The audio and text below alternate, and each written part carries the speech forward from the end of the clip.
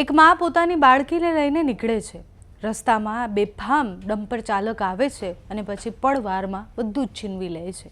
નમસ્કાર, આપની સાથે હું છું પાયલ.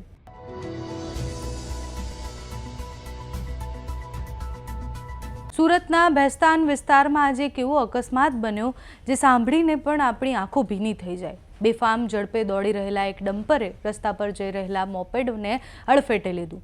એ મોપેડમાં અકસ્માત જે થયો એમાં 22 વર્ષીય રૂક્ષાનાબેન અને સાથે જ એમની 3 વર્ષની માસૂમ દીકરી બંનેના ઘટના સ્થળે જ કરુણ મૃત્યુ થઈ ગયા. વિચાર કરો, એક માતા પોતાની દીકરી સાથે કદાચ રોજની જેમ કોઈ સામાન્ય સફરે નીકળ્યા હશે, પણ એમને ખબર નહીં હોય કે એમના જિંદગીની છેલ્લી સફર હશે. દર વર્ષે ભારતમાં હજારો લોકો ઓવર સ્પીડિંગ અને બેફામ ડ્રાઇવિંગના કારણે પોતાના જીવ ગુમાવતા હોય છે, બીજા લોકોના જીવ લેતા હોય છે. સૌથી દુઃખદ વાત એ છે કે આટલું બધું થયા પછી પણ અકસ્માતમાં નિર્દોષ લોકો ભોગ બને છે, પણ કાર્યવાહીના નામે જે થાય છે આપણને ખબર છે ને આપણી પાસે એના ઉદાહરણો છે. આ પહેલી વાર નથી બન્યું. થોડા સમય પહેલાં સુરતમાં જ એક ટ્રકની અડફેટે આવતા બાઇક સવાર દંપતીનું મોત થયું હતું. અમદાવાદ, વડોદરા, રાજકોટ સહિતના ગુજરાતના અનેક શહેરો એવા છે જ્યાં છેલ્લા વર્ષમાં ડમ્પર અને ટ્રકના ટક્કરના કારણે અનેક પરિવારો એક ક્ષણમાં વિખેરાઈ ગયા છે.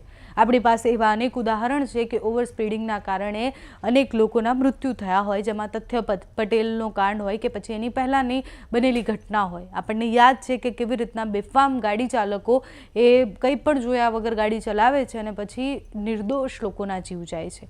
આ ઘટનામાં પણ કંઈક એવું જ થયું. જ્યારે 22 વર્ષના એક માતા પોતાની દીકરીને લઈને નીકળ્યા હશે, એમને કલ્પના પણ નહીં હોય કે બેફામ ટ્રક ચાલક આવશે અને એમનું જીવન અને એમનું પરિવાર બધું જ ઉજાડીને જશે.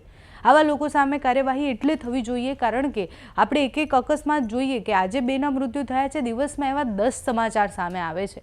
એટલે યુદ્ધમાં જેટલા લોકોના મૃત્યુ થાય છે એટલા અકસ્માતના કારણે મૃત્યુ થાય છે, અને છતાં પણ આપણે કાર્યવાહીના નામે જે કરીએ છીએ આપણને ખબર છે કે થોડા સમય એનું લાયસન્સ રદ કરી દેવામાં આવશે, થોડા સમય એને જેલની વાત કરવામાં આવશે ને એના પછી શું થશે? પછી ફરીથી એવી રીતના જ બેફામ ચાલકો બેફામ રીતના ગાડીઓ ચલાવશે અને અનેક લોકોને કચડી નાખશે.